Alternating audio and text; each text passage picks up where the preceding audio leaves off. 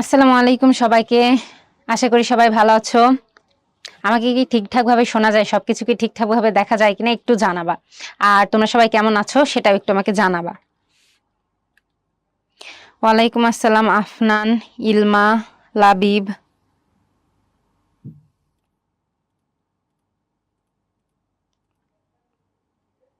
আচ্ছা, সব কি ঠিকঠাক ভাবে শোনা যায় কিনা, কোনো প্রবলেম আছে কিনা? যদি না থাকে তাহলে আমরা মোটামুটি ক্লাসটা শুরু করে দিব।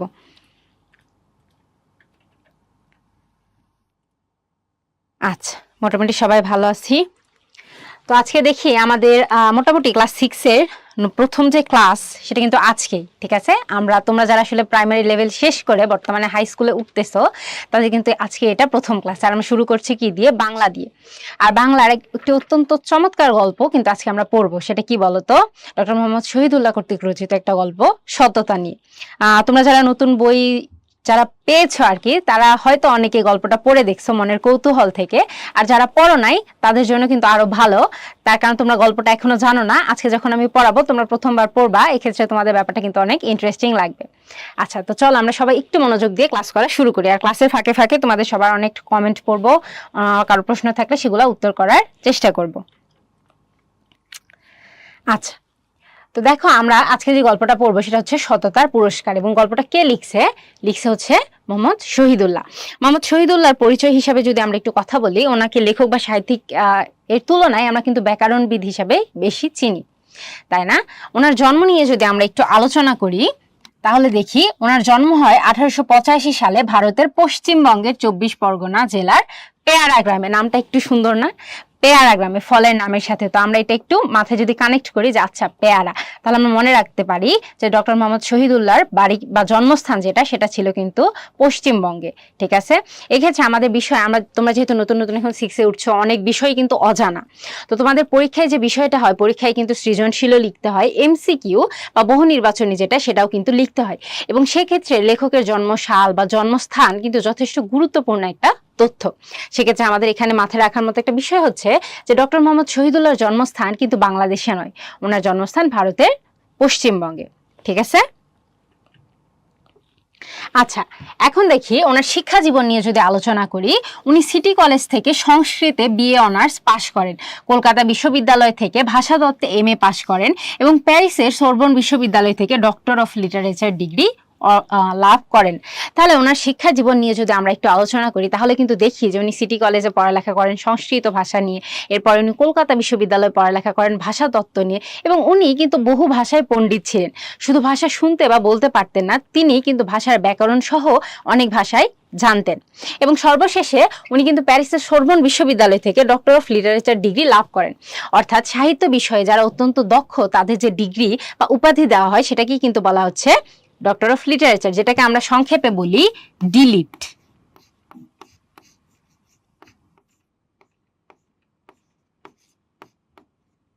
কাজী নজরুল ইসলাম বলি বা জসিমউদ্দিন বলি, তাদেরও কিন্তু এই ডিগ্রি বা উপাধি ডিলিট এটা রয়েছে। আচ্ছা, এরপরে দেখি ওনার কর্মজীবন, অর্থাৎ উনি চাকরি মানে কি চাকরি করতেন বা ওনার পেশা কি ছিল। তো কর্মজীবনে উনি ঢাকা বিশ্ববিদ্যালয় এবং রাজশাহী বিশ্ববিদ্যালয়ে বাংলা বিভাগে অধ্যাপনা করেছেন।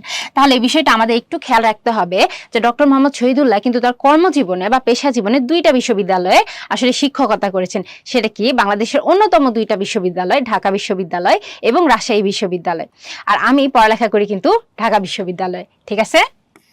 তাহলে এই 2টা একটু মনে রাখবো, এটা কিন্তু আমাদের এমসিকিউ বা বহু নির্বাচনের জন্য খুব গুরুত্বপূর্ণ একটা তথ্য। আচ্ছা, এরপরে দেখো উনি বাংলা বিভাগে অধ্যাপনা করেছেন এবং শিশু পত্রিকা আঙুর সম্পাদনা করেছেন। অর্থাৎ তোমাদের মতো যারা ছোট ছোট বাচ্চা কাচ্চা আছে তাদের জন্য কিন্তু উনি একটা পত্রিকা সম্পাদনা করেছে এবং এটার নাম কি? আঙুর, ঠিক আছে? এরপরে দেখো ওনার লেখার বিষয়, উনি মূলত কি বিষয়ে লিখতেন। উনি, যেহেতু আমি বললাম যে ওনার পরিচয় শুরুতে, উনি কিন্তু কবি বা সাহিত্যিক এই তুলনায় একজন ব্যাকরণবিদ হিসাবে বেশি পরিচিত, এবং ওনার লেখার বিষয়ে কিন্তু বাংলা ভাষা বা বাংলা ভাষার যে নিয়ম কানুন এগুলাই কিন্তু বেশি ফুটে উঠেছে। এরপরে দেখি যে উল্লেখযোগ্য সাহিত্যকর্ম, অর্থাৎ ওনার যে সকল সাহিত্যিক রচনা আসলে খুবই ফেমাস, বিখ্যাত বা উল্লেখযোগ্য, না পড়লেই নয় এরকম। তাহলে দেখবো যে শেষ নবীর সন্ধানে, গল্প মঞ্জুরি, আর বাংলা ভাষায় আঞ্চলিক অভিধান। এখন তোমাদের মনে হতে পারে আচ্ছা আপু অভিধানটা কি জিনিস? আচ্ছা ইংলিশ বললে হয়তো অনেকে বুঝবা, ডিকশনারি বা যেই বইয়ে অনেকগুলো শব্দ এবং তার অর্থ বা গঠন রীতি এবং উৎপত্তি ইত্যাদি দেওয়া থাকে সেটাকে বলা হচ্ছে অভিধান বা ডিকশনারি। এরপরে চলো দেখি বিশেষ তথ্য, বহু ভাষাবিদ এবং পণ্ডিত হিসাবে কিন্তু তিনি খ্যাত। আর ওনার মৃত্যু নিয়ে যদি আমরা আসলে আলোচনা করি সেক্ষেত্রে আমরা দেখব যে উনি 1969 সালে ঢাকায় মৃত্যুবরণ করেন। আর তোমরা যারা আসলে ঢাকা বিশ্ববিদ্যালয় এলাকাতে ঘুরতে গেছো কখনো, তাহলে তোমরা দেখবা যে ওনার নামে কিন্তু একটা হল আছে, ঠিক আছে, মোহাম্মদ শহীদুল্লাহ হল বা শহীদুল্লাহ হল, এবং ওখানেই কিন্তু ওনাকে কবর দেওয়া হয়। তাহলে আমাদের কি ডক্টর মোহাম্মদ শহীদুল্লাহ সম্পর্কে বা মোহাম্মদ শহীদুল্লাহ সম্পর্কে কারো কোনো প্রশ্ন আছে কিনা? না, এই ইনফরমেশন গুলো তুমি যদি আসলে মনে রাখতে পারো তাহলে লিখার দরকার নাই। ঋতিকা নূর শব্দের অর্থ হচ্ছে আলো, এটা আমরা গল্পের মাঝখানে গিয়ে কিন্তু পাবো। আচ্ছা যারা, শফিক, জাবির, তালহা, তাসিন, আহমেদ, আচ্ছা মোটামুটি সবাই বুঝছে। যাক তোমরা তো সবাই খুব ভালো স্টুডেন্ট। এখন দেখি আমরা যে গল্পটা পড়লাম, অর্থাৎ কবি বা লেখক পরিচিতি সম্পর্কে আমরা যে পড়লাম তার উপরই কিন্তু আমাদের প্রথম কুইজ। আশা করি তোমরা সবাই কিন্তু ভালো মতো অ্যান্সার করতে পারবা। কুইজে কি বলা আছে দেখো, ডক্টর মোহাম্মদ শহীদুল্লাহর জন্ম কোথায়? আমি কিন্তু মাত্রই বলছি।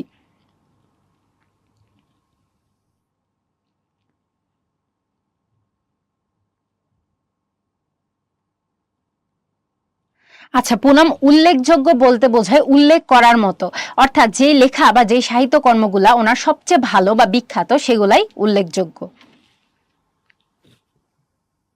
আচ্ছা ম্যাক্সিমামই তোমরা সঠিক অ্যান্সার দিছো, যারা এখনো অ্যান্সার করো নাই তাড়াতাড়ি অ্যান্সার করে ফেলবা। আচ্ছা কমেন্টে কষ্ট করে যারা অ্যান্সার করছো তাদেরকে থ্যাংক ইউ, বাট কুইজে তোমরা অ্যান্সার করলেই এনাফ।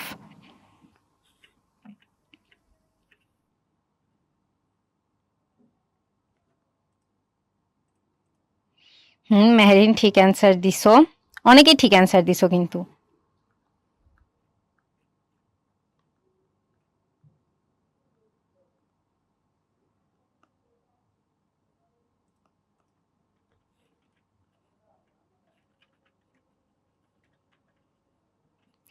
আচ্ছা সুদীপ, মাইমুনা, ওয়াজিহা, নন্দিনী, রাইদ, নাফিজ, ইলমা, তোমাদের সবাইকে কংগ্রাচুলেশনস যারা আসলে ভালো করছো।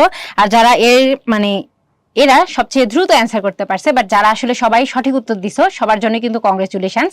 আর যারা দিতে পারো নাই তারা কিন্তু সঠিক অ্যান্সারটা মনে রাখবা, ঠিক আছে?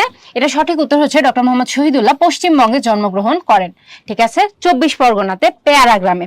মনে থাকবে, যারা ভুল করছে তাদের যেন মনে থাকে। আচ্ছা এখন দেখি পাঠের উদ্দেশ্য বা এই গল্পটা আসলে আমরা কেন পড়বো। তাহলে দেখো, সততার পুরস্কার নাম শুনে আমরা বুঝতেছি যে গল্পটা হয়তো সততা নিয়ে। তাহলে এই গল্পটা পড়ার মূল উদ্দেশ্য হচ্ছে সততা, পরোপকার এবং নৈতিক মূল্যবোধ। এখন নৈতিক মূল্যবোধ বলতে বোঝায় আমাদের আমরা বিবেক শব্দটা বলি না যে কোনটা ঠিক কোনটা ভুল, তো নৈতিক মূল্যবোধ বলতে বোঝায় আমাদের নীতি বা আমাদের বিবেক বোধ অনুসারে যে কাজ করা, কোনটা সঠিক বা কোনটা ভুল সেগুলা।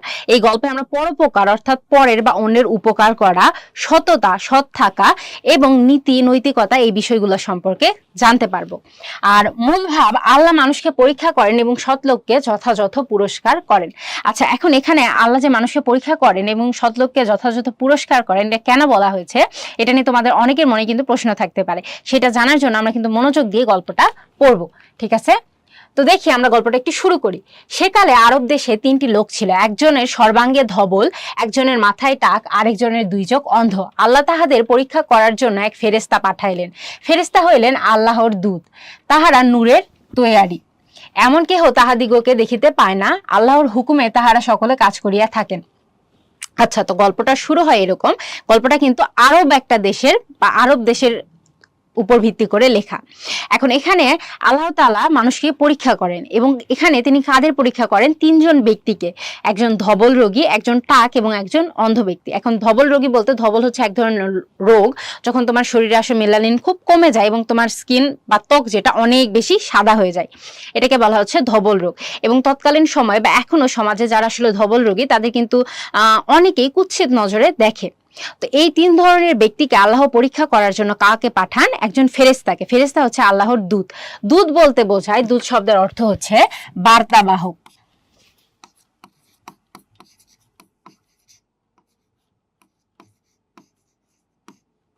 আচ্ছা, বার্তাবাহক বলতে বোঝানো হচ্ছে যারা আসলে, বার্তা শব্দের অর্থ সংবাদ, যারা সংবাদ পরিবহন করে। অর্থাৎ তুমি একটা খবর তোমার মায়ের কাছ থেকে বাবাকে দিলা, ঠিক আছে, দুইজন দুই রুমে আছে, এই ক্ষেত্রে তুমি কি কাজটা করতেছো? দূত বা বার্তাবাহকের কাজ করছো, ঠিক আছে। ফেরেশতারা নূরের তৈয়ারি, নূরের শব্দের অর্থ হচ্ছে আলোর, তৈয়ারি শব্দের অর্থ হচ্ছে তৈরি। এখন দেখো গল্পটা আমরা পড়লে ভাষা যদি একটু খেয়াল করে দেখি, তাহারা, করিয়া, তৈয়ারি, তাহাদিগকে, এগুলো আমরা পড়লেই বুঝতে পারি কি যে এগুলো হচ্ছে সাধু ভাষা। আমরা জানি যে ভাষায় যে রূপগুলো আছে তার মধ্যে আছে একটা সাধু, একটা চলি। যেখানে আসলে সংস্কৃত রূপ বা দীর্ঘ রূপটা ব্যবহার করা হচ্ছে সেগুলাকে কিন্তু বলা হচ্ছে সাধু ভাষা। তাহলে আমরা একটু মাথায় রাখবো এখানে যে এই গল্পে, সততার পুরস্কার গল্পে কিন্তু সাধু ভাষা ব্যবহার করা হয়েছে। আর এখানে আরেকটা প্রশ্ন আসে যে আল্লাহ তাআলা তাহাদের পরীক্ষা করার জন্য ফেরেশতা পাঠিয়েছেন। তাহলে সততার পুরস্কার গল্পে কেন আল্লাহ তাআলা ফেরেশতা পাঠিয়েছেন বলো তো, কে বলতে পারো সবার আগে?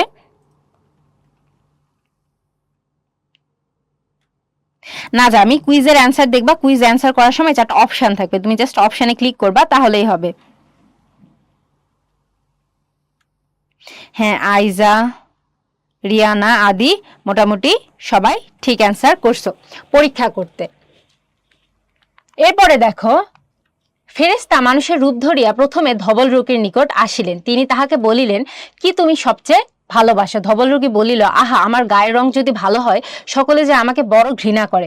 স্বর্গীয় দূত তাহার গায়ে হাত বুলাইয়া দিলেন, তাহার রোগ সারিয়া গেল, তাহার গায়ের চামড়া ভালো হইল। তো ফেরেশতা সবার প্রথমে, দেখো আমরা গল্পে 3 জন ব্যক্তিকে দেখতে পারি, এই তথ্যটা আমরা মনে রাখবো যে ফেরেশতা কিন্তু সর্বপ্রথম ধবল রোগীর কাছে গিয়েছিল তাকে পরীক্ষা করার জন্য, এবং গিয়ে তাকে জিজ্ঞাসা করে যে আচ্ছা, তোমাকে কি দিলে তুমি সবচেয়ে বেশি খুশি হবে, বা কোন জিনিসটা তুমি সবচেয়ে বেশি ভালোবাসো। যেহেতু ধবল রোগীর গায়ের রঙের কারণে সবাই তাকে ঘৃণা করে, সে বলে আমার গায়ের রং যদি ঠিক থাকতো, অর্থাৎ তার গায়ের রং যে অতিরিক্ত সাদা বা বেমানান সে বিষয়টা যদি ঠিক হয়ে সাধারণ মানুষের মতো হতো। এক্ষেত্রে ফেরেশতা বা স্বর্গীয় দূত, এখানে ফেরেশতাকে কিন্তু স্বর্গীয় দূত বলা হচ্ছে, সে ধবল রোগীর গায়ে যখন হাত বুলিয়ে দিল তখন কিন্তু তার গা ঠিক হয়ে গেল। এরপরে দেখো, তারপর আল্লাহর দূত পুনরায় তাহাকে জিজ্ঞাসা করিলেন, এখন তুমি কি চাও? সে বলিল, আমি উট চাই। দূত তাহাকে একটা গাভীন উট দিয়া বলিলেন, এই লও, ইহাতে তোমার ভাগ্য খুলিবে। এখন ফেরেশতা যখন তার গায়ের রং ঠিক করে দিল বা তার অসুখ দূর করে দিল, তারপরে আবার জিজ্ঞাসা করলো যে আচ্ছা, এখন তুমি কি চাও? তখন ধবল রোগী বলল যে আমি একটা উট চাই। তখন ফেরেশতা যে তাকে একটা গাভীন উট দিল। এখন মনে হতে পারে আপু, গাভীন শব্দের অর্থ কি? আচ্ছা, গাভীন শব্দের অর্থ হচ্ছে গর্ভবতী, অর্থাৎ যে উটের কিছুদিন পরে আসলে বাচ্চা হবে এ ধরনের উট দিল। অর্থাৎ এটা দেওয়ার উদ্দেশ্য কি ছিল? ফেরেশতা তাকে একটা গাভীন উট দিল যাতে এর পরবর্তীতে তার আরো অনেক উট সন্তান বা ছোট ছোট উট যেটা সেটা যাতে জন্মগ্রহণ করে এবং ধীরে ধীরে ধবল রোগীর অর্থনৈতিক অবস্থার উন্নতি ঘটে, অর্থাৎ সে যাতে ধীরে ধীরে বড়লোক হতে পারে। তাহলে আমাদের এখান থেকে মনে রাখার মতো ইনফরমেশন কি, দেখো যে সর্বপ্রথম ফেরেশতা ধবল রোগীর কাছে গেল এবং ধবল রোগী কি চাইলো বলতো? একটা উট চাইলো। এরপরে দেখি কি হয়। তারপর সেই ফেরেশতা টাকওয়ালের কাছে গিয়ে বলিলেন, কি তুমি সবচেয়ে ভালোবাসো? সে বলিল, আহা, আমার এই রোগ যদি সারিয়ে যায়, আমার মাথায় যদি চুল ওঠে। আল্লাহর দূত তাহার মাথায় হাত বুলাইয়া দিলেন, তাহার টাক সারিয়া গেল, তার মাথায় চুল গজাইল। এবার ধবল রোগীর কাছে যেমন ফেরেশতা গিয়েছিল, এবার কিন্তু টাকওয়ালা ব্যক্তির কাছেও গেল এবং গিয়ে জিজ্ঞাসা করলো যে তুমি সবচেয়ে বেশি কি ভালোবাসো বা কি চাও? তখন টাকওয়ালা ব্যক্তি, যেহেতু তার মাথায় চুল নাই এবং এটা নিয়ে সে কষ্ট পায়, সে বলল আমার মাথায় যদি চুল থাকতো। এরপরে ফেরেশতা কি করলো? তার মাথায় হাত বুলিয়ে দিল এবং তার মাথায় কিন্তু অনেক চুল গজালো, অর্থাৎ সে আর টাক থাকলো না। এরপরে আগের বারের মতনই ফেরেশতা জিজ্ঞাসা করে যে এখন তুমি কি চাও? তখন সে কি বলে? আমি গাভী চাই। তিনি তাহাকে একটা গাভীন গাই দিয়া বলিলেন, এই লও, ইহাতে তোমার ভাগ্য খুলিবে। ল শব্দের অর্থ হচ্ছে নেও বা নাও।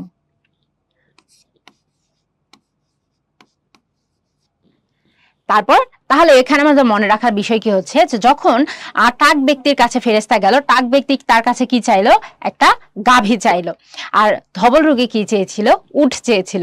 আমাদের এই ইনফরমেশন গুলো কিন্তু মাথায় রাখতে হবে, তার কারণ এমসিকিউ প্রশ্নের জন্য কিন্তু এই তথ্যগুলা খুবই গুরুত্বপূর্ণ।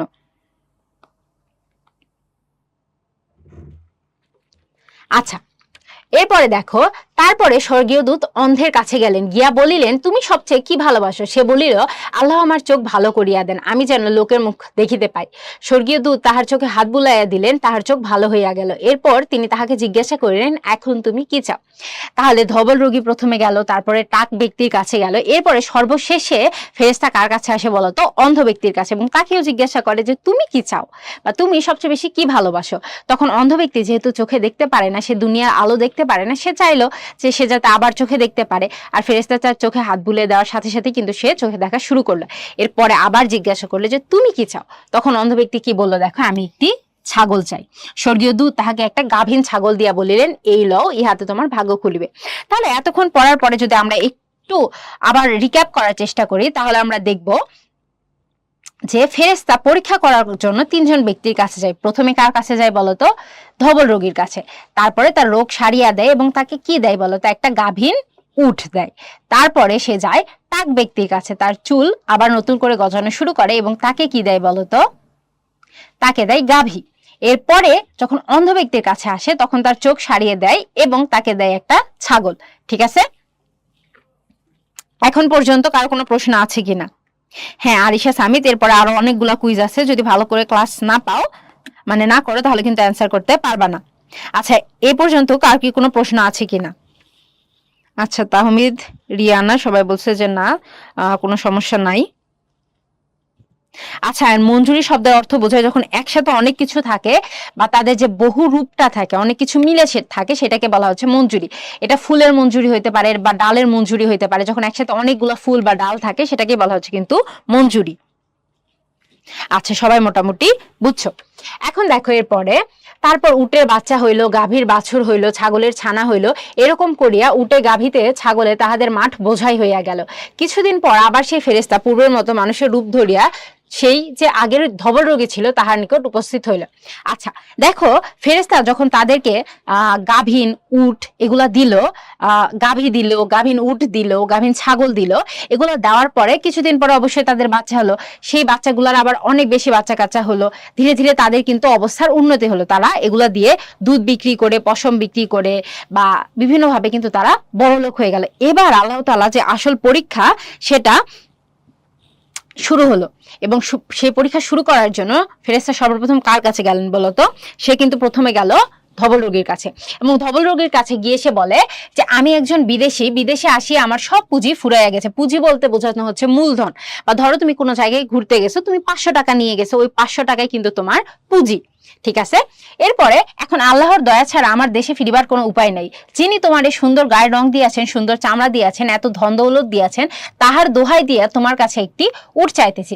তো তিনি পরীক্ষা করার জন্য তাকে গিয়ে বললেন যে তোমার গায়ের চামড়ার রং এত সুন্দর করে দিয়েছে, এত টাকা পয়সা দিছে, ধন দৌলত বলতে বোঝানো হচ্ছে টাকা পয়সা বা অনেক সম্পত্তি, এগুলা তার দোহাই দিয়ে বলছি যে তুমি আমাকে একটা উট দাও। গাভীন ছাগল বলতে বোঝানো হচ্ছে গর্ভবতী ছাগল বা যে ছাগলের খুব শীঘ্রই বাচ্চা হবে। আচ্ছা, এরপরে দেখো, সে বলিল উটের অনেক দাম, কি করিয়া দেই? স্বর্গীয় দূত বলিলেন, ও হ্যাঁ, আমি যেন তোমাকে চিনিতে পারিতেছি, তুমি না ধবল রোগী ছিলে আর সকলে তোমাকে ঘৃণা করিত, তুমি না গরিব ছিলে, পরে আল্লাহ তোমাকে ধন দৌলত দিয়েছেন। সে বলিল, না তা কেন, এসব তো আমার বরাবরই ছিল। তখন স্বর্গীয় দূত বলিলেন, আচ্ছা তুমি যদি মিথ্যা কথা বলিয়া থাকো তাহলে তুমি যেমন ছিলে আল্লাহ আবার তোমাকে তেমনই করিয়া দিবেন। আচ্ছা দেখো, তো পরীক্ষা করার জন্য তখন উট যখন চাইলো ফেরেশতা, তখন ধবল রোগী কি বললো বলতো? যে না, উটের অনেক দাম, আমি তোমাকে দিতে পারবো না। তখন ফেরেশতা বলে যে তোমাকে আমি চিনতে পারছি, তুমি সেই ধবল রোগী ছিলে না যে তোমাকে আসলে রঙের জন্য মানুষজন ঘৃণা করতো? তোমার তো আগে এমন রঙও ছিল না, এত টাকা পয়সাও ছিল না, তাও তুমি আমাকে একটু দিলা না, সাহায্য করলা না, আল্লাহর দোহাই দিলাম তাও। তখন ধবল রোগী দেখো কেমন পচা বা বজ্জাত, সে কি করলো? একদম অস্বীকার করলো, মিথ্যা বললো যে না, আমার আগে থেকে এত কিছু ছিল, আমার গায়ের রং আগে থেকে সুন্দর ছিল, আগে থেকে আমার এত উট এত ধন সম্পদ ছিল। তখন ফেরেশতা বললো যে তুমি যদি সত্যি কথা বলো তাহলে তোমার কাছে সব থাকবে, আর তুমি যদি মিথ্যা কথা বলো তাহলে তোমার গায়ের রং আবার আগের মতো হয়ে যাবে, তুমি আবার গরিব হয়ে যাবে। জোহান, তোমার কুইজের জন্য এক্সট্রা কিছু করতে হবে না, যখন কুইজ আসবে তখন স্ক্রিনে চলে আসবে, এখনো কুইজ দিই নাই। দোহাই শব্দের অর্থ বোঝানো হচ্ছে যে কারো দোহাই দেওয়া বা কারো নামে শপথ করা বা দিব্যি দেওয়া। আমরা অনেক সময় হয় না যে ধরে নাও তুমি কিছু করছো কিন্তু তুমি আসলে স্বীকার করতে চাচ্ছ না। ধরে নিলা তুমি তোমার মায়ের একটা পছন্দের গ্লাস ভেঙে ফেলছো, এখন তোমার মা বলছে যে তুমি এটা ভাঙছো কেন? তখন তুমি বললা যে মা তোমার দিব্যি, বা তোমাকে তোমার গাছ হয়ে বলছি আমি এটা করি নাই। তো এরকম অর্থে কিন্তু দোহাই ব্যবহার হয়, যে তোমার দোহাই দিয়ে বলছি বা তোমার দয়া লাগে বা তোমার দোহাই লাগে এই কাজটা করো না। ঠিক আছে? তোমরা যারা আসলে কুইজ নিয়ে কোশ্চেন করতেছো, কুইজ এখনো আসে নাই, আসলে কিন্তু তোমাদের স্ক্রিনে চলে আসবে, সেটা নিয়ে আসলে টেনশন করতে হবে না। হ্যাঁ, তাসফিক একটা চমৎকার শব্দ বলছে, কসম। ধন্যবাদ তাসফিক। তাহার শব্দের অর্থ হচ্ছে তার, এটা সাধু ভাষা হচ্ছে তাহার, আর চলিত ভাষা হচ্ছে তার। না ইজা কিছু হবে না, তুমি ভালো মতো ক্লাস করলেই বুঝতে পারবা। এরপরে তারপর স্বর্গীয় দূত পূর্বে যে টাকওয়ালা ছিল তাহার কাছে গেল এবং সেখানে গিয়ে আগের মতো একটি গাভী চাইলে। সেও ধবল রোগীর মতো বলল যে তাহাকে কিছুই দিল না। যখন স্বর্গীয় দূত বলল, আচ্ছা তুমি যদি মিথ্যা কথা বলিয়া থাকো তবে যেমন ছিল আল্লাহ তোমাকে তেমনই করিয়া দিবেন। ধবল রোগীর কাছে যেমন গিয়ে সে বলল যে আমি একটা বিদেশি, আমার পুঁজি হারায় গেছে, শেষ হয়ে গেছে, আমার এখন সাহায্য দরকার, আমাকে একটা গাভীন দাও বা একটা গাভী দাও। তখন সেও কিন্তু যে টাক ব্যক্তি সেও কিন্তু ধবল রোগীর মতো বলল যে না, গাভীর আসলে অনেক দাম, আমি তো দিতে পারবো না, আর আমি আগে থেকেই আমার মাথায় এত চুল ছিল, এত ধন সম্পদ ছিল। তখন ফেরেশতা আবার বলল যে তুমি যদি সত্যি কথা বলো তোমার কাছে সব থাকবে, যদি মিথ্যা কথা বলো তাহলে কিছুই থাকবে না। এরপরে দেখো, তারপর স্বর্গীয় দূত পূর্বে যে অন্ধ ছিল তাহার কাছে গিয়া বলিলেন আমি এক বিদেশি, বিদেশে আমার সম্বল, সম্বল বলতেও কিন্তু পুঁজি বোঝানো হচ্ছে।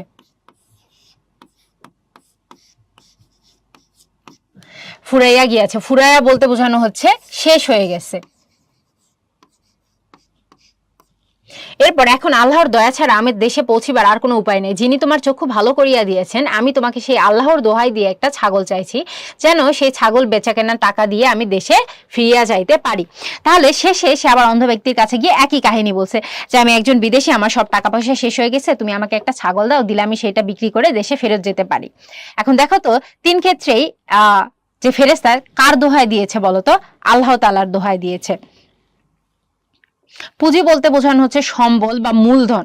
অর্থাৎ ধরো তুমি একটা কোনো জায়গায় ঘুরতে গেছো তোমার বান্ধবীদের সাথে, তোমাকে মা 50 টাকা দিছে, ওই 50 টাকা দিয়ে বলছে যে এই 50 টাকার মধ্যে কিন্তু ঘুরে চলে আসতে হবে। তাহলে এই 50 টাকাটাই হচ্ছে তোমার পুঁজি বা সম্বল। ঠিক আছে?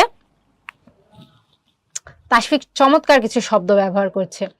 এরপরে দেখো যে তখন সে বলিল, হ্যাঁ ঠিক তো, আমি অন্ধ ছিলাম, পরে আল্লাহ আমাকে দেখিবার ক্ষমতা দিয়েছেন। আমি গরিব ছিলাম, তিনি আমাকে আমির করিয়াছেন।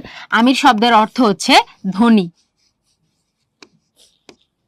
প্রচলিত ভাষায় যেটাকে আমরা বলি বড় লোক।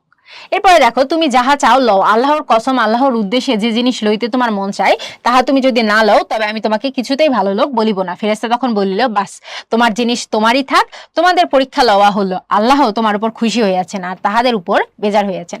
তখন দেখো, ধবল রোগিয়া টাক ব্যক্তি কিন্তু মিথ্যা কথা বলেছেন যে না, আগে থেকেই তাদের সবকিছু ছিল, কিন্তু ছিল না। কিন্তু অন্ধ ব্যক্তি কি ছিল? সৎ, তার মধ্যে সততা ছিল। সে স্বীকার করছে যে না, আগে আমি অন্ধ ছিলাম, গরিব ছিলাম, পরে আল্লাহ তাআলা আমাকে দেখার ক্ষমতা দিছে আর অনেক ধন সম্পদ দিছে।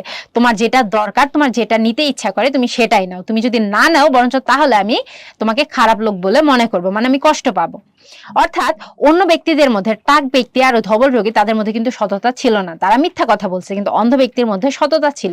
তখন ফেরেশতা তার উপর খুশি হয় এবং বলল যে তুমি পরীক্ষায় পাশ করছো, ঠিক আছে, আল্লাহ তোমার উপর খুশি হয়েছে আর তাদের উপর বেজার হয়েছেন, অর্থাৎ অসন্তুষ্ট হয়েছেন।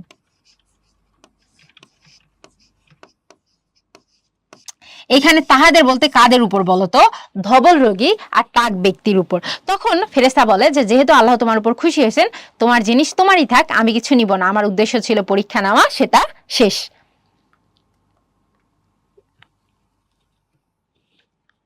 এরপরে দেখো, আমরা একটু শব্দার্থ এবং টিকা। টিকা শব্দের অর্থ বোঝায় যে সংক্ষিপ্তভাবে কোনো শব্দের অর্থ দেওয়া বা ব্যাখ্যা করা, সেটা আমরা একটু দেখি। ধবল শব্দের অর্থ হচ্ছে সাদা বা শ্বেত, এক প্রকার চর্মরোগ। এই রোগে শরীরের চামড়া ও চুল সাদা হয়ে যায়। এরপরে দেখো, গাভীন, গর্ভধারণ করেছে এমন, অর্থাৎ গর্ভবতী। আমির শব্দের অর্থ হচ্ছে ধনী বা ধনবান, সর্বাঙ্গে, সর্বযোগ অঙ্গে, অর্থাৎ সারা শরীরে। সর্ব শব্দের অর্থ হচ্ছে সারা, অঙ্গ শব্দের অর্থ হচ্ছে শরীর, অর্থাৎ সারা শরীরে। এরপরে দেখো, কসম শব্দের অর্থ হচ্ছে শপথ বা দিব্যি। স্বর্গীয় দূত, আল্লাহর বার্তাবাহক, সংবাদবাহক বা ফেরেশতা। এরপরে দেখো, নূর শব্দের অর্থ জ্যোতি বা আলো, পুঁজি হচ্ছে সম্বল বা মূলধন, দোহাই শব্দের অর্থ কসম বা অনুরোধ। আমরা কিন্তু দেখলাম যে কসম বা দোহাই বলতে কিন্তু একই জিনিস বুঝায়। এরপরে দেখো, সম্বল, পাথেয় বা পুঁজি, বেজার শব্দের অর্থ অখুশি বা অসন্তুষ্ট। এরপরে টাকওয়ালা, যার মাথায় চুল নাই এমন ব্যক্তি। আমরা কিন্তু আশেপাশে দেখলে অনেক টাক ব্যক্তি দেখতে পাই, তাই না? আচ্ছা, ইন্তেশার মনে হয় প্রশ্ন করেছো যে বিভক্তি কি। বিভক্তি একটু আরো বড় ক্লাসে জানবা, বাট আমি যদি একটু শর্টে বোঝাই, শব্দের শেষে কিছু অক্ষর বা শব্দাংশ বা বর্ণ আসলে ব্যবহার হয়, এগুলাকে বিভক্তি বলা হয়। যেমন করে, এখানে দেখো মূল শব্দ কর, তার সাথে যে এ যুক্ত হয়েছে, এটাই বিভক্তি। এটা তোমাদের এখন আসলে বুঝতে হবে না, বড় ক্লাসে তোমরা আলো ভালোভাবে বুঝবা। এরপরে দেখো স্বর্গ বলতে আমরা যেটাকে বেহেশত বা জান্নাত বুঝি, যেখানে আসলে সারা জীবন শুধু সুখ আর সুখ, সেটাকে বোঝানো হচ্ছে। আর ফেরেশতা বলতে বোঝানো হচ্ছে আল্লাহর দূত বা স্বর্গের দূত বা বার্তাবাহক। এরপরে দেখো আমাদের সেকেন্ড কুইজ চলে আসছে, যারা আসলে এতক্ষণ কুইজ নিয়ে অনেক প্রশ্ন করলা। তো দেখো কুইজটা কি, ফেরেশতা আরব দেশের লোকদের কাছে কেন এসেছিলেন। এটা কিন্তু আমরা গল্পে ভালোভাবে পড়েছি শুরুর দিকে। আশা করি তোমরা সবাই ভালো মতো ঠিকঠাক অ্যান্সার দিতে পারবে।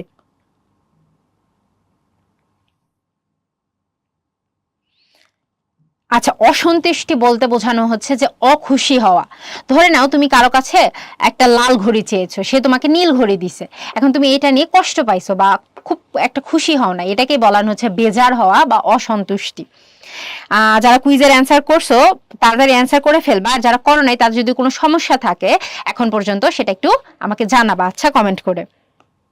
এর পাশাপাশি যদি এখন না হয় পরে পড়তে পড়তে সমস্যা হয়, তোমরা কিন্তু কমিউনিটিতে বা তোমাদের যে গ্রুপ আছে সেখানেও প্রশ্ন করতে পারো। হ্যাঁ, প্রাণ, সামিনা, পুনাম, রাদিয়া, রিদওয়ানুল, আহনাফ, আরিশ, আফরা, মাসনুন, তাহা, তালহা, তরু, সিমহা, তোমরা মোটামুটি সবাই কিন্তু ঠিক অ্যান্সার দিছো। তাহলে দেখো অ্যান্সারটা কি, ফেরেশতা এসেছিলেন পরীক্ষা নেওয়ার জন্য। আরব দেশে যে 3জন ব্যক্তির কথা বলা হয়েছে, তাদের পরীক্ষা নেওয়ার জন্যই কিন্তু তারা ফেরেশতাকে পাঠানো হয়েছিল।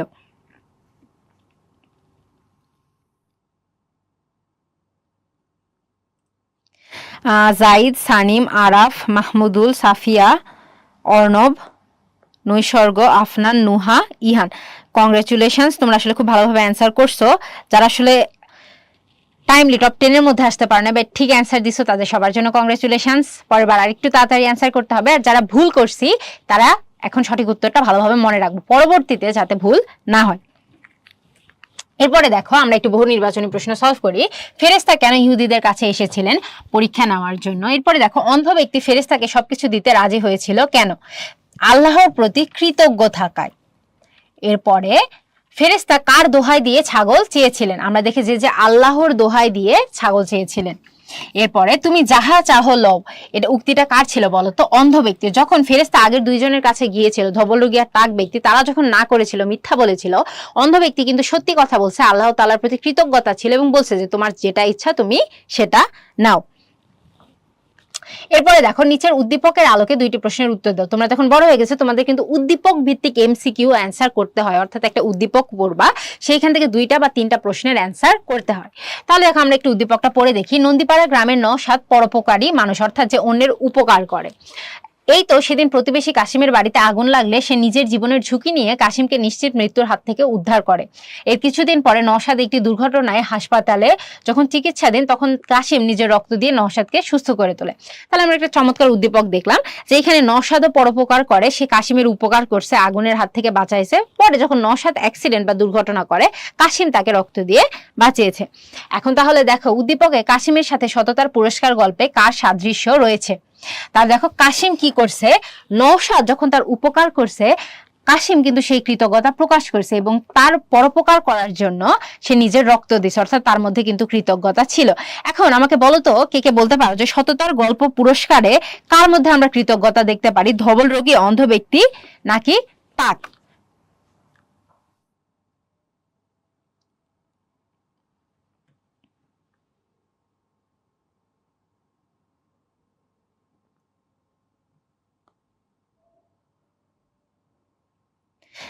আচ্ছা, মোটামুটি সবাই ঠিক অ্যান্সার দিছো। দেখো কাশিমের সাথে সততার গল্প পুরস্কারের সাদৃশ্য রয়েছে অন্ধ লোকের, কেননা তাদের মধ্যে কি ফুটে উঠেছে বলতো, কৃতজ্ঞতা। এরপরে দেখো উদ্দীপকের কাশিমের সাথে সততার পুরস্কার গল্পে যে দিকটির মিল রয়েছে, নৈতিক মূল্যবোধ, পরোপকার এবং কৃতজ্ঞতাবোধ, তার মধ্যে কিন্তু 3টাই ছিল। এরপরে তোমাদের তৃতীয় কুইজ চলে আসছে। এখন এটাতে আমি একটু বেশি টাইম দিব, তোমাদের যেহেতু কুইজ বা পোল পাইতে একটু সমস্যা হচ্ছে। দেখো 3 নম্বরে কি বলা আছে যে সততার পুরস্কার গল্পটিতে ফেরেশতা প্রথমে কোন মানুষের নিকট এসেছিলেন। তিনজন গল্পে যে আমরা তিনজন মানুষ দেখছি যাদের কাছে আসলে এসেছিলেন পরীক্ষা করার জন্য, সেই তিনজন মানুষের মধ্যে কার কাছে সবার আগে আসছে বলো তো?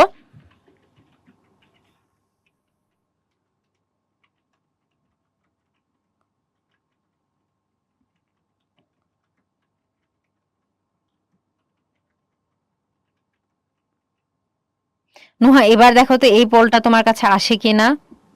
হ্যাঁ আরিফ, তোমার মেসেজ দেখা যাচ্ছে।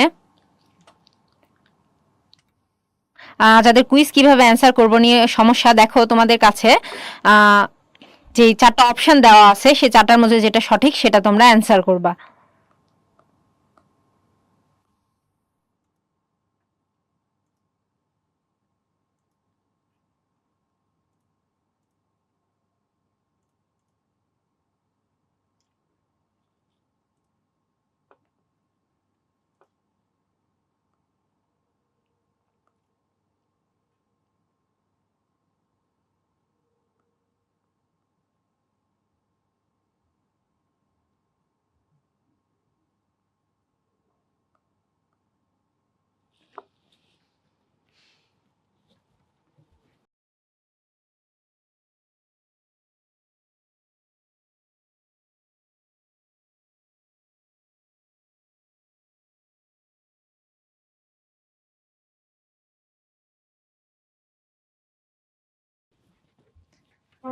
আচ্ছা, অনেকের কিন্তু পোলে একটু প্রবলেম হচ্ছে যে পাচ্ছ না, যারা আসলে পোল পাচ্ছ না একান্তই বা সমস্যা হচ্ছে ম্যাক্সিমাম পাওয়ার পরেও, তারা আমাকে টিচার্স ইনবক্সে অর্থাৎ কমেন্ট করে জানাই দিবা, তাহলেই কিন্তু হবে। মূলত তোমরা অ্যান্সার পারলেই এনাফ, ঠিক আছে?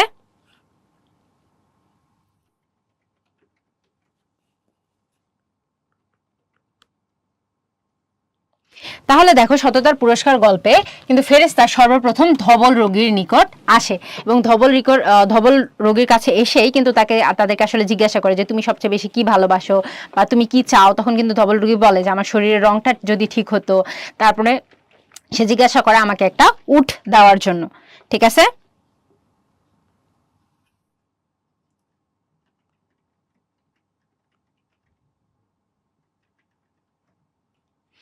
আচ্ছা, এর পরবর্তীতে আমরা একটু দেখি যে সততার পুরস্কার গল্পের মূল বাণী কোনটি। ফেরেশতা আমাদের পরীক্ষা করেন, সৎলোক যথাযথ পুরস্কার পায়, আল্লাহ মানুষকে পরীক্ষা করে। এখন দেখো ফেরেশতা আমাদের পরীক্ষা করে, এখন গল্পে হয়তো ফেরেশতা ওনাদেরকে পরীক্ষা করছে, কিন্তু সবাইকে কিন্তু ফেরেশতা এসে এসে পরীক্ষা করে না। তাই মূল বাণী হিসাবে যদি আমরা আসলে নেই,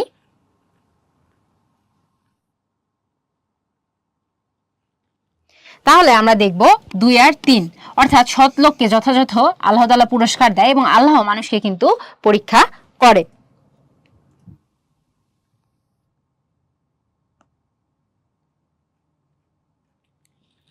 আচ্ছা, এরপরে দেখো সততার পুরস্কার গল্পটি কোন ভাষায় রচিত হয়েছে। গল্পের শুরুতেই আমি বলছি যে দেখো এই গল্পটা কিন্তু সাধু ভাষায় রচিত। তাই এখন গল্পে দেখো আমরা বলিয়া, করিয়া, তাহারা, তাহাদিগের এই ধরনের শব্দগুলা দেখেছি, তাই না? পরবর্তী লেকচারে কিন্তু আমরা বাংলা দ্বিতীয় যে ক্লাসে সেখানে কিন্তু সাধু এবং চলিত নিয়ে আরো বিস্তারিত জানতে পারবো। এরপরে 4 নাম্বার কুইজ আসছে, দেখো যে মোহাম্মদ শহীদুল্লাহ কোন দুটি বিশ্ববিদ্যালয়ে অধ্যাপনা করেছেন। এটা কিন্তু আমরা কবি পরিচিতি পড়ার সময়ই পেয়েছি। আশা করি তোমরা সবাই ঠিকঠাক মতো অ্যান্সার করতে পারবা।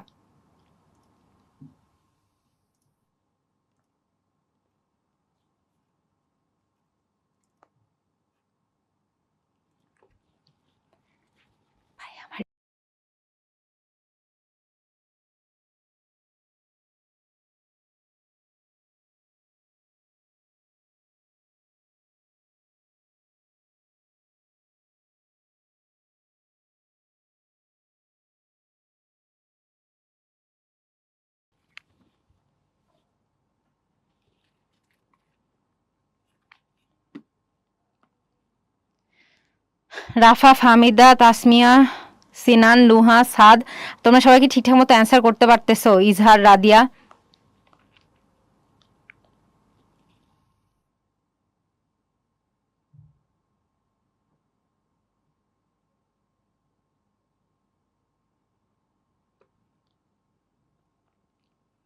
আচ্ছা, পোল বা কিছু নিয়ে যদি আসলে কোনো সমস্যা হয় এটা কিন্তু অল্প কিছুক্ষণের মধ্যে সলভ হয়ে যাবে। এটা নিয়ে আসলে খুব বেশি মাথা ঘামানোর দরকার নাই। যাদের পোল আসতেছে না তারা ইনবক্স করলেও হবে, সমস্যা নাই, আমি জাস্ট অ্যান্সারগুলো দেখে নিব। আর মূল কথা হচ্ছে আমরা যেন সঠিক উত্তরটা ভালোভাবে বুঝতে পারি এবং মাথায় রাখতে পারি। এই গল্পটা সম্পর্কে যেহেতু বইয়ের প্রথম গল্প, 6 তোমাদের প্রথম ক্লাস, আমরা চেষ্টা করব যে সব তথ্যগুলো আমরা ভালো মতো মাথায় রাখতে পারি। ঠিক আছে? তাহলে দেখো ডক্টর মোহাম্মদ শহীদুল্লাহ কিন্তু যে দুইটা বিশ্ববিদ্যালয়ে অধ্যাপনা করেছেন অর্থাৎ টিচার ছিলেন, সেটা ছিল কি কি বলতো? ঢাকা এবং রাজশাহী। ঠিক আছে, ডক্টর মোহাম্মদ শহীদুল্লাহ ঢাকা এবং রাজশাহী বিশ্ববিদ্যালয়ে অধ্যাপনা বা শিক্ষকতা করেছেন। এরপরে দেখো আমরা একটু জ্ঞানমূলক প্রশ্ন নিয়ে আলোচনা করব।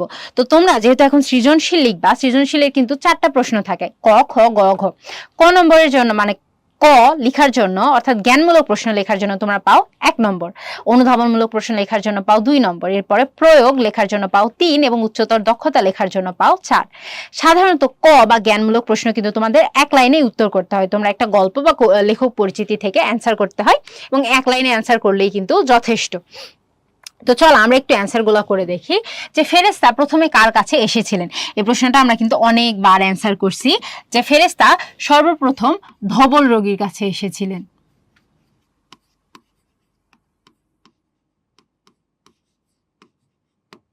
এরপরে দেখো তোমার জিনিস তোমারই থাক কথাটি কে কাকে বলেছিলেন।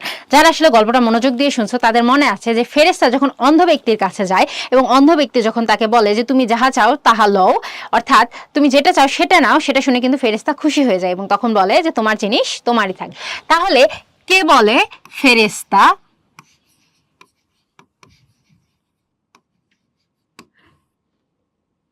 আর কাকে বলে যদি প্রশ্ন হয় সেক্ষেত্রে হবে অন্ধ ব্যক্তিকে। এরপরে দেখো নূর শব্দের অর্থকে আমরা শব্দার্থে পড়েছি। নূর শব্দের অর্থ হচ্ছে আলো বা জ্যোতি।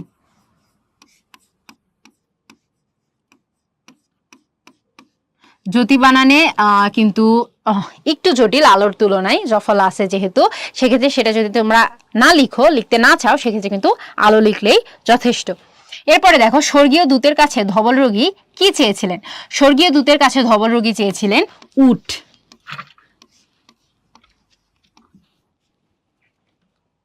এরপরে দেখো গাভীন শব্দের অর্থ কি?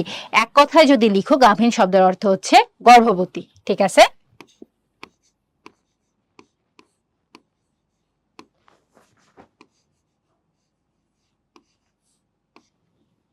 এরপরে দেখো ধবল রোগী প্রথমে ফেরেশতার নিকট কি চেয়েছিল। এখন দেখো প্রত্যেকেই কিন্তু ফেরেশতা 2বার করে জিজ্ঞাসা করেছে যে তুমি কি সবচেয়ে বেশি ভালোবাসো, এখন তুমি কি চাও। যেহেতু 2বার জিজ্ঞাসা করেছে তাহলে ধবল রোগী কিন্তু 2টা জিনিস চায়। ধবল রোগী প্রথমে কি চায় বলো তো? আমার গায়ের রং যদি ঠিক হতো, অর্থাৎ তার যে ধবল রোগ, যে চর্মরোগ আছে, সেটা যদি ঠিক হতো তাহলেই কিন্তু সে খুশি হতো। এবং পরবর্তীতে যখন তাকে আবার জিজ্ঞাসা করে ফেরেশতা যে এখন তুমি কি চাও, তখন সে উত্তর দেয় কি বলতো? তখন সে উত্তর দেয় আমি একটি উট চাই। তাহলে প্রথমে যখন বলবে, যখন শব্দটা বলবে যে প্রথমে কি চাই, তখন তুমি অ্যান্সার করবা যে ধবল রোগী তার গায়ের রং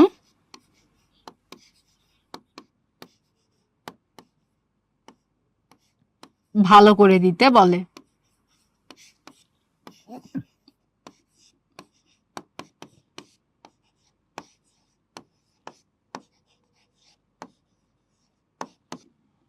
ঠিক আছে, এগুলো ছিল মোটামুটি এই গল্প থেকে আসার মতো কিছু জ্ঞানমূলক প্রশ্ন। এখন আমরা একটু আচ্ছা, তোমরা মেবি অনেকে অনেক কমেন্ট করতেছো, কিন্তু আমাদের তোমরা অনেক অনেক স্টুডেন্ট, একসাথে অনেক ব্যাচ আছে, সো একটু প্রবলেম হচ্ছে। অল্পক্ষণের মধ্যে কিন্তু তোমাদের সবগুলো কমেন্টের রিপ্লাই আমি দেওয়ার চেষ্টা করব। আপাতত যতক্ষণ আসলে কমেন্টের রিপ্লাই দেওয়া সম্ভব হচ্ছে না বা তোমাদের পোল নিয়ে সমস্যার সমাধান হচ্ছে না, আমি ততক্ষণে গল্পটার একটু রিক্যাপ দিব, অর্থাৎ খুব সংক্ষেপে গল্পটা আবার একটু আলোচনা করব। ঠিক আছে? তো গল্পের শুরুতে আমরা দেখব যে 3জন ব্যক্তি ছিল। কে কে ছিল? একজন ধবল রোগী, একজন টাক ব্যক্তি এবং একজন অন্ধ ব্যক্তি। এবং এই 3জনকে পরীক্ষা করার জন্য আল্লাহ তাআলা দুনিয়াতে স্বর্গীয় দূত বা ফেরেশতাকে পাঠান। ফেরেশতা সর্বপ্রথম কার কাছে যায়? ধবল রোগীর কাছে যায় এবং গিয়ে জিজ্ঞাসা করে যে তুমি কি চাও। তখন ধবল রোগী বলে যে আমার গায়ের রং যদি ঠিক হতো বা ভালো হতো। তখন ফেরেশতা কি করে? তার গায়ে হাত বুলিয়ে দেয় এবং দিয়ে বলে যে সে তখন ঠিক হয়ে যায়। তারপরে বলে যে তুমি এখন কি চাও। তখন ধবল রোগী বলে উট। তখন ফেরেশতা তাকে গাভীন উট দেয় এবং খুব শীঘ্রই সে আসলে অনেক বড় লোক হয়ে যায় বা ধনী হয়ে যায়। এরপরে দ্বিতীয়ত সে যায় টাক ব্যক্তির কাছে। টাক ব্যক্তির চুল সে ঠিক করে দেয়। তাকে কি দেয় বলতো, গাভী দেয়। এরপরে তারও অবস্থার কিন্তু অনেক উন্নতি হয় এবং সব শেষে যায় অন্ধ ব্যক্তির কাছে এবং তার দৃষ্টি ফিরিয়ে দেয় বা তার চোখ ঠিক করে দেয় এবং তাকে দেয় গাভীন ছাগল। তিনজনেরই কিন্তু অবস্থা ধীরে ধীরে উন্নত হতে থাকে বা বড়লোক বা ধনী হয়ে যায়। এরপরে তাদের পরীক্ষা করার জন্য ফেরেশতা আবার যায় একজন বিদেশি ব্যক্তি সেজে এবং বলে যে আমার পুঁজি বা সহায় বা সম্বল শেষ, এখন আমাকে সাহায্য করো। ধবল রোগী সে সম্পূর্ণ একদম অস্বীকার করে যে সে আগে গরিব ছিল বা তার কোনো সমস্যা ছিল এবং বলে যে উটের দাম যেহেতু বেশি সে সাহায্য করতে পারবে না। এবং টাক ব্যক্তিও ঠিক তাই বলে যে গাভীর অনেক দাম, তাই সে দিতে পারবে না এবং আগে থেকেই তার কিন্তু মাথায় চুল ছিল, সে অনেক বড় লোক ছিল। এবং তাদের মিথ্যা কথা শুনে তাদের অকৃতজ্ঞতা দেখে ফেরেশতা বলে যে তোমরা যদি সত্য কথা বলো তাহলে তোমাদের যা ছিল তাই থাকবে, আর যদি তোমরা আসলে মিথ্যা কথা বলো তাহলে তোমাদের যা যা ছিল বা এখন আছে সেগুলো কিন্তু আল্লাহ তাআলা ফেরত নেবেন। ঠিক আছে, সবশেষে যখন অন্ধ ব্যক্তির কাছে যায়, অন্ধ ব্যক্তি কিন্তু কৃতজ্ঞতা স্বীকার করে, সে স্বীকার করে যে তার কাছে আগে থেকে এসব ছিল না, সে চোখে দেখতে পারতো না। এবং তারপরে সে বলে যে তোমার যা যা ইচ্ছা তুমি কিন্তু সেগুলা নিতে পারো এবং সেটাতে ফেরেশতা খুশি হয় এবং বলে আল্লাহ তাআলা তোমার উপর খুশি হয়েছেন এবং বাকি দুইজন ব্যক্তির উপর নারাজ।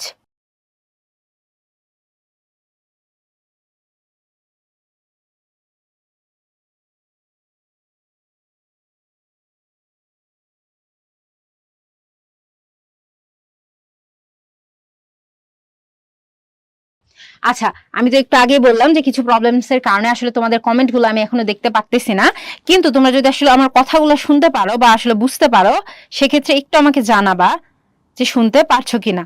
লাইক তোমরা আমাদের ক্লাস শুনতে পাচ্ছ কিনা, স্ক্রিন ঠিক আছে কিনা বা এগুলা বিষয় ঠিক আছে কিনা।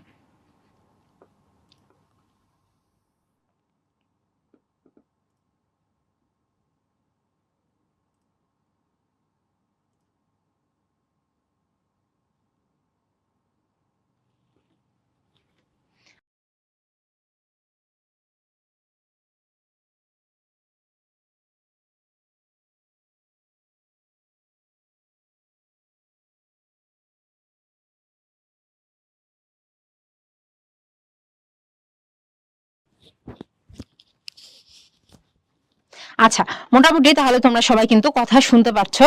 আর তোমাদের কমেন্টগুলো দুঃখিত কিন্তু একটু সমস্যার কারণে আসতেছে না, যান্ত্রিক কিছু ত্রুটির কারণে। আহ, যখন আসলে আসা শুরু করবে চিন্তা নাই, আমি লাগলে তোমাদের সবগুলো অ্যান্সারই কিন্তু আমি দিয়ে দিব। যেহেতু আমি আসলে গল্পের রিক্যাপটা দিচ্ছিলাম, আশা করি তোমরা আসলে গল্পগুলো বুঝতে পারছো। ঠিক আছে, এখন আমরা যেহেতু জ্ঞানমূলক প্রশ্ন নিয়ে আলোচনা করলাম, এবার চলো আমরা একটু অনুধাবনমূলক প্রশ্ন নিয়ে আলোচনা করি। এখন আমি বললাম যে অনুধাবনমূলক প্রশ্নগুলো আসলে কি। অনুধাবনমূলক প্রশ্নগুলোর জন্য কিন্তু নম্বর বরাদ্দ থাকে 2। এক্ষেত্রে 2টা অংশ লিখতে হয়। তোমরা যেহেতু এখন মাত্র 6-এ উঠলা, সৃজনশীল লেখার আসলে খুব ভালো নিয়ম তোমরা এখনো জানো না, সেক্ষেত্রে একটু জেনে রাখো যে যখন তোমরা অনুধাবন প্রশ্নের উত্তর দিবা তখন প্রথমে একটা জ্ঞানমূলক উত্তর দিতে হবে, অর্থাৎ যে প্রশ্নটা করবে সেটা এক লাইনে একটা উত্তর দিবা, এরপরে সেটা একটু ব্যাখ্যা করবা। অর্থাৎ টোটাল 2টা প্যারা থাকবে এবং এক প্যারায় কিন্তু লিখবা না। ঠিক আছে, যখন তোমরা সৃজনশীল লিখবা তখন খ, গ বা ঘ কোনোটাই এক প্যারা একদম ঢালা প্যারাগ্রাফের মতো লিখবা না। ঠিক আছে, যখন খ নম্বর অ্যান্সার করবা সেটার জন্য 2টা প্যারাগ্রাফ ইউজ করবা, অর্থাৎ 2টা প্যারা। যখন গ লিখবা তখন 3টা প্যারা, যখন ঘ লিখবা তখন 4টা প্যারা। ঠিক আছে, তো দেখো এখানে আমাদের প্রশ্ন কি করা হয়েছে যে স্বর্গীয় দূত মানুষের ছদ্মবেশ ধারণ করেছিলেন কেন। যেহেতু এটা 2 নম্বরের প্রশ্ন, আমরা সর্বপ্রথম লিখবো যে স্বর্গীয় দূত মানুষের পরীক্ষা করার জন্য ছদ্মবেশ ধারণ করেছিলেন। এটা গেল আমাদের জ্ঞানমূলক অংশ। এটা লেখার জন্য শিক্ষক তোমাকে কত নম্বর দিবেন বলো তো? 1। এরপরে আমরা একটু বর্ণনা করব যে আমাদের যে জ্ঞান সেটা আমরা ব্যাখ্যা করব। তখন আমরা আসলে লিখবো কি লেখা যাইতে পারে যে স্বর্গীয় দূত আরব কালে যে আরবে যে 3জন ব্যক্তি ছিল, ধবল রোগী, অন্ধ ব্যক্তি এবং টাক, ইনাদের পরীক্ষা করার জন্য একজন ফেরেশতাকে পাঠায় এবং তারা যা চায় সেটাই দেয় এবং পরবর্তীতে তাদেরকে যখন জিজ্ঞাসা করা হয় তাদের কাছ থেকে পরোপকার অর্থাৎ তারা কৃতজ্ঞ কিনা সেটা আসলে পরীক্ষা করা হয়, তখন কিন্তু তারা সেটা অস্বীকার করে। তো তাদের মধ্যে এই সততা এবং নৈতিক মূল্যবোধ আছে কিনা এটা পরীক্ষা করার জন্যই কিন্তু স্বর্গীয় দূত ছদ্মবেশ ধারণ করে। অর্থাৎ দেখো আমরা কিন্তু 2টা প্যারায় উত্তর দিয়েছি। প্রথম এক লাইনে আমরা মূল উত্তরটা বা জ্ঞানমূলক উত্তর দিয়েছি, এর পরবর্তী প্যারায় আমরা তার একটু ব্যাখ্যা বা বর্ণনামূলক উত্তর দিয়েছি।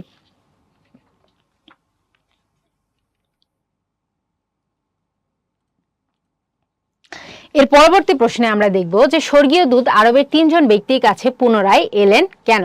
আচ্ছা, আমরা গল্পের প্রথম অংশে দেখেছি যে স্বর্গীয় দূত 3 জন ব্যক্তির কাছে আসেন এবং জিজ্ঞাসা করে যে তারা আসলে কি চায়। এরপরে যখন 3 জনকে সে সব দেয়, ধবল রোগীর শরীর ঠিক করে দেয়, তার শরীরের রং ঠিক করে দেয়, টাক ব্যক্তির মাথায় চুল গজানো শুরু করে, অন্ধ ব্যক্তি চোখে দেখা শুরু করে এবং তাদের উট, গাভী এবং ছাগলের সংখ্যা অনেক বেড়ে যায়। এর পরবর্তীতে স্বর্গীয় দূত আবার আসে। কেন আসে? তাদের মধ্যে সততা আছে কিনা সেই পরীক্ষা করার জন্য।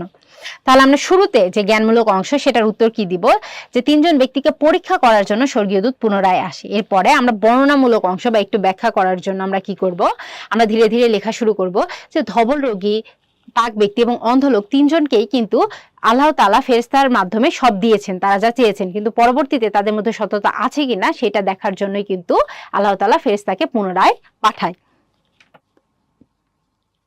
এরপরে দেখো স্বর্গীয় দূত মানুষের ছদ্মবেশ ধারণ করেছে কেন, এটা কিন্তু আমরা অ্যান্সার করেছি। এরপরে দেখো আল্লাহ তোমার উপর খুশি হয়েছেন আর তাহাদের উপর বেজার হয়েছেন। উক্তিটির তাৎপর্য গল্পের আলোকে ব্যাখ্যা করা। এখন তোমাদের মনে হতে পারে আপু তাৎপর্য শব্দের অর্থ কি? তাৎপর্য শব্দের অর্থ হচ্ছে গুরুত্ব বা প্রয়োজনীয়তা। আচ্ছা, এইটা অ্যান্সার করার আগে আমাদের বুঝতে হবে যে এই লাইনটা বা এই উক্তিটা কে কখন করে এবং কার উদ্দেশ্যে করে। তখন আমরা দেখি যে আল্লাহ তোমার উপর খুশি হয়েছেন এবং তাহাদের উপর বেজার হয়েছেন। এটা কিন্তু আমরা গল্পের শেষ দিকে দেখতে পারি। এই উক্তিটা করে কে বলতো? ফেরেশতা। এবং কার উদ্দেশ্যে করে? অন্ধ ব্যক্তির উপর। ফেরেশতা যখন অন্ধ ব্যক্তির কাছে সাহায্য চাইতে যায় এবং অন্ধ ব্যক্তি তাকে যা খুশি সেটা নিতে বলে এবং তাকে সাহায্য করার জন্য রাজি হয়, তখন ফেরেশতা বলে যে আল্লাহ তোমার উপর খুশি হয়েছে। কেন? তার কারণ তার মধ্যে সততা এবং কৃতজ্ঞতা ছিল। কিন্তু ধবল রোগী এবং টাক যে ব্যক্তি, তার মধ্যে কিন্তু সততা বা কৃতজ্ঞতা ছিল না এবং এই কারণেই কিন্তু তার উপর অকৃতজ্ঞ বা বেজার হয়েছে। ঠিক আছে, তো প্রথম লাইনে আমরা একটু জ্ঞানমূলক পার্টের জন্য লিখবো যে উক্তিটি কে করে বলতো? ফেরেশতা অন্ধ ব্যক্তির উদ্দেশ্যে। এরপরে আমরা ব্যাখ্যা করব যে কেন সে উক্তিটি করে। আমরা যদি 2 প্যারায় সুন্দরভাবে গুছিয়ে লিখতে পারি তাহলে কিন্তু আমরা 2 এর মধ্যে 2 পেতে পারি। আশা করি তোমরা জ্ঞানমূলক প্রশ্ন এবং অনুধাবনমূলক প্রশ্ন কিভাবে অ্যান্সার করব সেটা বুঝতে পারছো। আচ্ছা, তোমরা কি বুঝতে পারছো যে জ্ঞানমূলক প্রশ্ন এবং অনুধাবনমূলক প্রশ্ন কিভাবে লিখতে হয়? যারা বুঝতে পারছো তারা একটু পোলে ইয়েস লিখবা, আর যারা পারো নাই তারা একটু নো দিবা।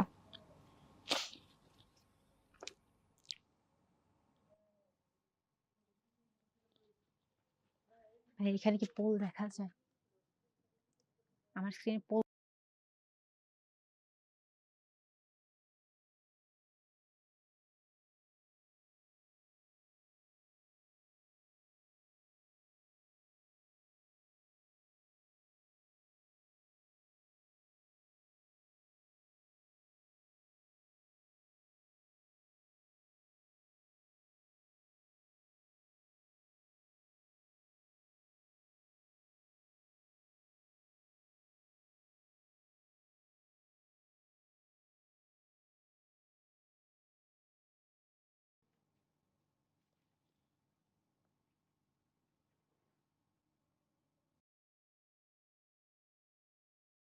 আচ্ছা আচ্ছা, তোমরা আমি এতক্ষণ ধরে বুঝালাম যে সৃজনশীলের ক এবং খ নম্বর প্রশ্ন অর্থাৎ জ্ঞানমূলক এবং অনুধাবনমূলক প্রশ্ন আসলে কিভাবে উত্তর করতে হয়। তো তোমরা কি বুঝতে পারছো কিনা? যদি বুঝতে পারো তাহলে তো আলহামদুলিল্লাহ, খুব ভালো। যারা পারো নাই তাদের জন্য আমি কিন্তু আরেকবার রিপিট করব বা আবার একটু বুঝিয়ে দিব।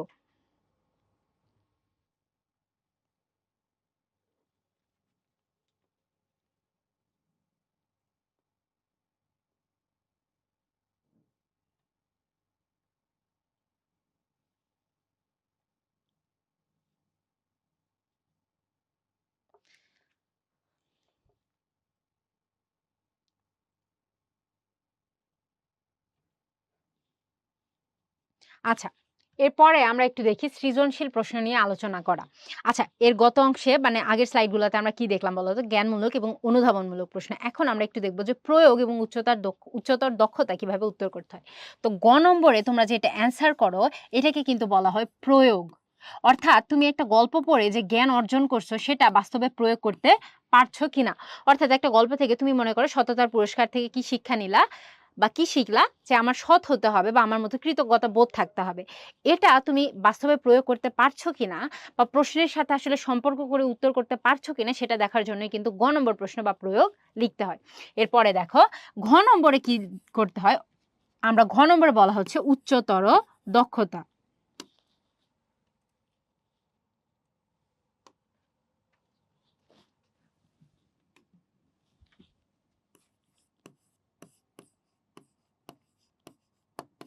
অর্থাৎ ক, খ, গ 3টা প্রশ্ন উত্তর করার পরে গল্প সম্পর্কে তোমার একটা সামগ্রিক ধারণা হয়েছে কিনা, বা এইখান থেকে বাস্তবে যে অ্যান্সারগুলো করতে হয় সেরকম যোগ্যতা তোমাদের হয়েছে কিনা সেটা দেখার জন্যই কিন্তু ঘ নম্বর অ্যান্সার করতে হয়।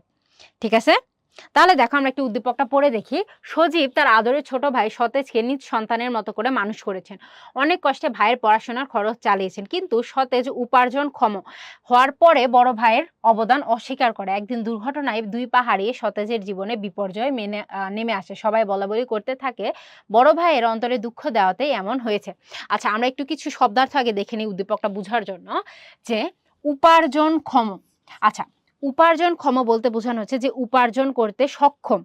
অর্থাৎ সহজ ভাষায় যদি বলি বা দৈনন্দিন জীবনে আমরা যেটা ব্যবহার করি সেটাকে বলা হচ্ছে যে টাকা ইনকাম করার জন্য যোগ্য। ঠিক আছে? যে আসলে কাজ করতে পারে এবং কাজের বিনিময়ে অর্থ পেতে পারে বা আয় করতে পারে তাকে বলা হচ্ছে উপার্জনক্ষম। ঠিক আছে? আর এরপরে দেখো বিপর্যয়। বিপর্যয় বলতে বোঝানো হচ্ছে দুর্ঘটনা বা অনেক দুঃখ। এখন আমরা যদি একটু উদ্দীপকটা ভালোভাবে সহজ ভাষায় বোঝার চেষ্টা করি। সজীব আর সতেজ 2 ভাই। ঠিক আছে? সজীব বড় ভাই, সতেজ ছোট ভাই। সজীব কিন্তু তাকে নিজের সন্তানের মতো করে সতেজকে মানুষ করছে, বড় করছে, তাকে পড়ালেখার খরচ দিয়েছে, তাই না? কিন্তু সতেজ দেখো কত বড় খারাপ, কত বড় শয়তান বা বজ্জাত যেটাই বলি মজা করে। সতেজ যখন বড় হয়, টাকা ইনকাম করা শুরু করে, তখন সে তার বড় ভাইয়ের অবদান আর স্বীকার করতে চায় না। ঠিক আছে?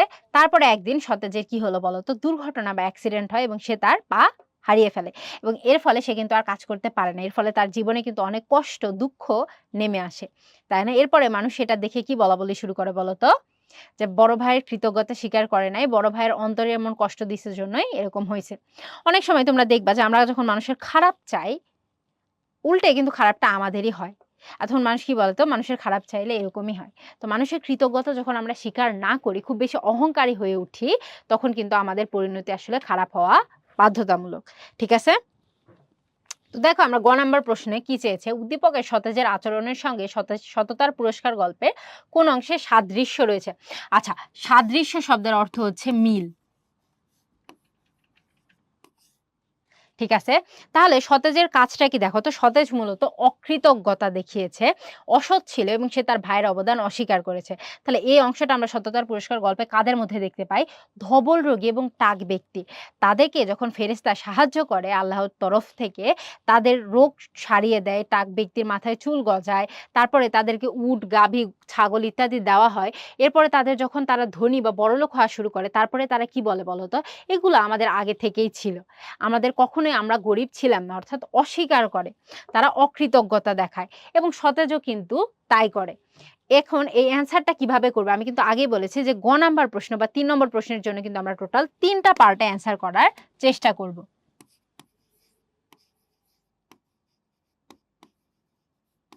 প্রথম অংশে আমরা কি করব? জ্ঞানমূলক অংশ। দ্বিতীয় অংশে আমরা আসলে অনুধাবনটা দিব এবং তৃতীয় অংশে প্রয়োগ। ঠিক আছে? প্রথমে আমরা এক লাইনে মূল উত্তরটা দেওয়ার চেষ্টা করব। উত্তরটা কেমন হবে দেখো? উদ্দীপকের সতেজের আচরণের সঙ্গে সততার পুরস্কার গল্পের টাক ব্যক্তি এবং ধবল রোগীর অকৃতজ্ঞতার দিকের সাদৃশ্য রয়েছে। তাহলে উত্তরটা কেমন হচ্ছে? ধবল রোগী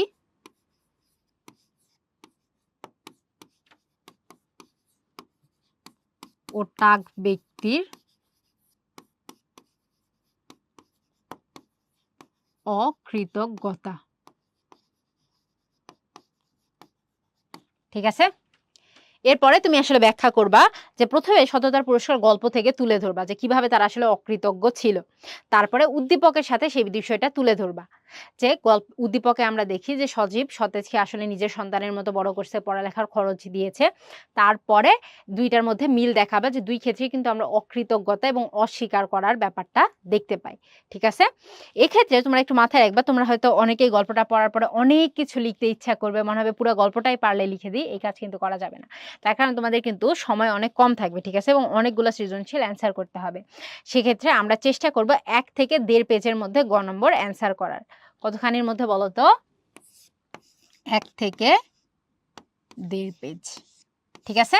অবশ্য অনেকের স্কুলে টিচার এর মতভেদ অনুযায়ী আসলে তারা অনেক রকমের অ্যান্সার চায়, কিন্তু আদর্শ বা স্ট্যান্ডার্ড ফর্ম যদি বলি এর মধ্যেই অ্যান্সার শেষ করা উচিত। না হলে তুমি একটা প্রশ্ন যদি এত বেশি লিখতে থাকো পরে কিন্তু অন্য প্রশ্নের উত্তর করতে পারবে না। এবং বছরের শুরু থেকে চেষ্টা করবা সময় ধরে ধরে সৃজনশীল লিখার, ঠিক আছে? তোমরা যদি দ্রুত হাত চালাতে না পারো, সময় ধরে ধরে লিখতে না পারো, তাহলে কিন্তু পরবর্তীতে পরীক্ষার হলে গিয়ে দেখবা তুমি ৭টা সৃজনশীল শেষ করতে পারছো না, এবং ফলে তুমি অনেক কিছু জানা সত্ত্বেও সময়ের অভাবে ভালো নম্বর পাবে না। এরপরে চলো আমরা একটু ঘ নম্বর প্রশ্নে যাই। অকৃতজ্ঞ ব্যক্তির পরিণাম ভালো হয় না। উক্তিটি উদ্দীপক এবং সততার পুরস্কার গল্প অবলম্বনে মূল্যায়ন করো। মূল্যায়ন শব্দের অর্থ হচ্ছে যাচাই করো, বা কথাটা সত্য না মিথ্যা সেটা প্রমাণ করা। এখন কথা তো সত্য যে যে অকৃতজ্ঞ তার পরিণাম কিন্তু, পরিণাম শব্দের অর্থ ফল, তার ফলাফল কিন্তু ভালো হয় না। আমরা কিন্তু সততার পুরস্কার গল্পেও তাই দেখি, উদ্দীপকেও তাই দেখি। কিভাবে দেখি বলো তো? কিভাবে দেখি? সততার পুরস্কার গল্পে আমরা দেখি যে ধবল রোগী এবং তাক ব্যক্তি যখন অস্বীকার করে তখন ফেরেশতা কি বলে, তোমরা যদি মিথ্যা বলো তোমাদের অবস্থা আগে যা ছিল তাই হয়ে যাবে। অর্থাৎ তারা আবার ধবল রোগী হয়ে যায়, যে টাক ছিল মাথায় নতুন যে চুলগুলা গজাইছে সেগুলো আবার চলে যায়। তাদের উট আর গাভী বিক্রি করে যে তারা বড়লোক বা ধনী হয়ে গেছিল সেগুলো কিন্তু আবার চলে যায় এবং তারা পুনরায় গরিব হয়ে যায়। কেন? তার কারণ তারা অকৃতজ্ঞ ছিল। উদ্দীপকে আমরা কি দেখি বলতো? সতেজ অকৃতজ্ঞতা স্বীকার, মানে অকৃতজ্ঞতা দেখায়। বলে যে তার ভাইয়ের কোনো অবদানই নাই। এর ফলে কি হয় বলতো? সে কিন্তু দুর্ঘটনায় পতিত হয় এবং তার ফলে তার জীবনে কিন্তু বিপর্যয় বা দুঃখ নেমে আসে। তাহলে দেখি এক্ষেত্রেও দেখি যে যে অকৃতজ্ঞ তার কিন্তু কোনো ভালো ফলাফল হয় না। এটাই কিন্তু সুন্দরভাবে ব্যাখ্যা করতে হবে। তো শুরুতে আমরা আগে লিখতে পারি যে প্রদত্ত উক্তিটি উদ্দীপক এবং সততার পুরস্কার গল্পের আলোকে যথার্থ। যেহেতু আমাদের বলছে মূল্যায়ন বা যাচাই করো, সেক্ষেত্রে আমরা শুরু করতে কিভাবে পারি? যে উক্তিটা যদি সঠিক হয় সেক্ষেত্রে আমরা লিখতে পারি প্রদত্ত উক্তিটি যথার্থ, তাই না? এরপরে তুমি ব্যাখ্যা করবা যে কেন যথার্থ বা কেন ঠিক, তাই না? এক্ষেত্রে যদি আমরা ব্যাখ্যা করি যে কেন যথার্থ, তখন আমি সর্বপ্রথম একটু সততার পুরস্কার গল্পটা নিয়ে আলোচনা করব। আমরা গল্পে দেখাবো যে ধবল রোগী কিভাবে তার রোগ আবার ফিরে পায়, কিভাবে তার উট আবার চলে যায়, সে আবার গরিব হয়ে যায়। এটা কিন্তু গল্পে নাই। হ্যাঁ, এত বিস্তারিত গল্পে নেই। কিন্তু গল্পে কি লাইন দেওয়া আছে বলো তো? যে যদি তোমরা মিথ্যা বলো তাহলে তোমাদের অবস্থা আগের মতো হয়ে যাবে। সেটাই তুমি ব্যাখ্যা করবা। তারপরে আমরা একটু উদ্দীপকে আসব। উদ্দীপকে এসে আমরা ব্যাখ্যা করব যে সতেজ যেহেতু আসলে বড় ভাইয়ের কৃতজ্ঞতা স্বীকার করে নাই, পরবর্তীতে সে দুর্ঘটনায় পতিত হয় এবং তার ফলে কিন্তু তার জীবনে দুঃখ নেমে আসে। তারপরে দুইটা তুলনা করার পরে তুমি শেষে একটা মূল ভাব দিয়ে দিবা, বা কি বলবো, কনক্লুশন বা এন্ডিং, বা শেষে একটা সিদ্ধান্তের মতো দিয়ে দিবা যে আমরা উদ্দীপক এবং সততার পুরস্কার দুই ক্ষেত্রেই কিন্তু দেখতে পারি যে অকৃতজ্ঞতার ফলাফল ভালো হয় না। এই ক্ষেত্রে একটা পয়েন্ট ভালোভাবে মাথায় রাখবা, ঠিক আছে? আজকে বলছে যদি ভালো করে না রাখো আমি কিন্তু তোমাদের ফোনের মধ্যে ঢুকে মাইর দিব, ঠিক আছে? সেটা কি মনে রাখবা? যে যখন তোমরা আসলে উদ্দীপকের পার্ট থেকে অ্যান্সার করতেছো গ নাম্বারে বা ঘ নাম্বারে, সরাসরি কখনোই উদ্দীপক তুলে দিবে না।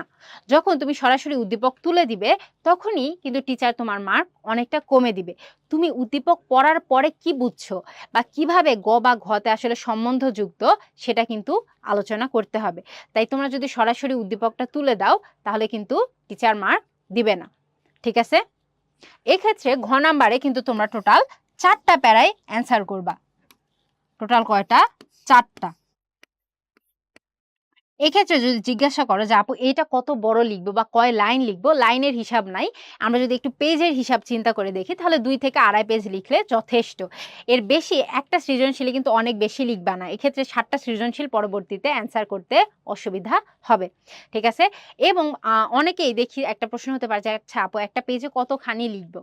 এক্ষেত্রে যদি আমরা বলি যে একটা পেজে 12 থেকে 15 লাইন লিখবা, এর কমও না এর বেশিও না। 15 লাইনের বেশি লিখা মানে লেখা কিন্তু অনেক বেশি আসলে হিজিবিজি হয়ে যায়। টিচার খাতা কাটতেও বিরক্তি বোধ করে। সবকিছু মিলে মার্ক কিন্তু অনেকটা কমে আসে। ঠিক আছে? আশা করি তোমরা বুঝতে পারছো। আচ্ছা, যেহেতু কমেন্ট আমরা এখনো পাই নাই, আমি একটা ইয়েস নো পোল দিব। তোমরা যদি সৃজনশীল কিভাবে লিখতে হবে, গ, ঘ কিভাবে অ্যান্সার করতে হবে যদি বুঝতে পারো আমাকে একটু জানাবা। ঠিক আছে? যদি বুঝতে পারো ইয়েস লিখবা, আর যদি না পারো সেক্ষেত্রে নো লিখে জানাবা।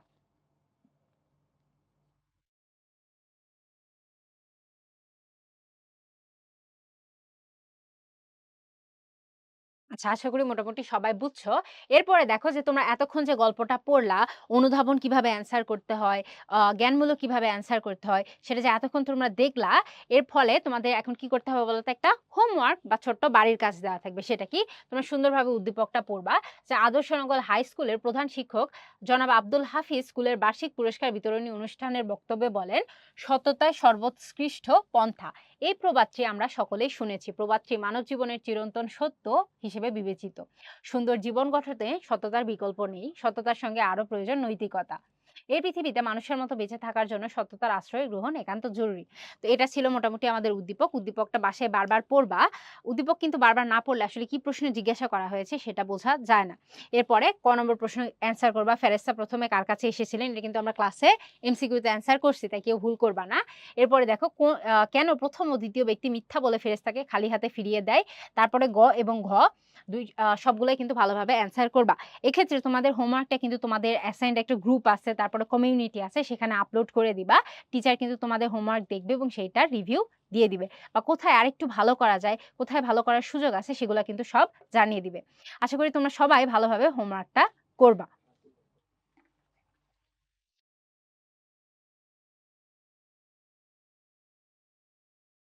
এরপরে দেখো একটা হাদিস দেওয়া আছে গল্প শেষে বা আমাদের ক্লাস শেষের দিকে, যে আল্লাহর কাছে সবচেয়ে প্রিয় কাজ সেটি যা নিয়মিত করা হয় তা পরিমাণে অল্প হলেও। অর্থাৎ যে কাজটা নিয়মিত করা হয়, প্রতিদিন করা হয়, সেটা যদি অল্প পরিমাণে হয় সেটাও কিন্তু আল্লাহর কাছে বেশি প্রিয়। অর্থাৎ তুমি একদিনে একজন ব্যক্তিকে ৫০০ টাকা দান করার থেকে তুমি যদি দিনে দিনে ১০ টাকা ১০ টাকা করে অনেক দিন ১ বছর ২ বছর ধরে দান করো, সেটাই কিন্তু আল্লাহর কাছে বেশি প্রিয়। তো আশা করি তোমরা ক্লাস ভালো মতো বুঝতে পারছো। যারা আসলে বুঝতে পারো নাই, আ তাদের কোনো প্রশ্ন থাকলে আমাকে প্রশ্ন করবা। আজকে তো অনাকাঙ্ক্ষিত একটা ঘটনার কারণে তোমাদের কমেন্ট বা মতামত আমরা আসলে শুনতে পারলাম না। সেটার জন্য কিন্তু আমরা আন্তরিকভাবে দুঃখিত। পরবর্তীতে তোমাদের যে প্রশ্নগুলো আছে আমরা কিন্তু নেক্সট ক্লাসে শুনবো এবং নেক্সট ক্লাসের আগে তোমরা কিন্তু তোমাদের কমিউনিটিতে গিয়ে আসলে পাবা। এইখানে দেখো তোমাদের Facebook পেজ বা গ্রুপ যেটাতে তোমরা আসলে Facebook আপলোড মানে তোমাদের হোমওয়ার্কটা আপলোড করতে চাচ্ছ, সেখানে কিন্তু দেখো তোমাদের Facebook গ্রুপ দেওয়া আছে। ঠিক আছে? সেইখান থেকে তোমরা অ্যান্সার করতে পারবা। YouTube এ তোমাদের জন্য চ্যানেল রাখা আছে।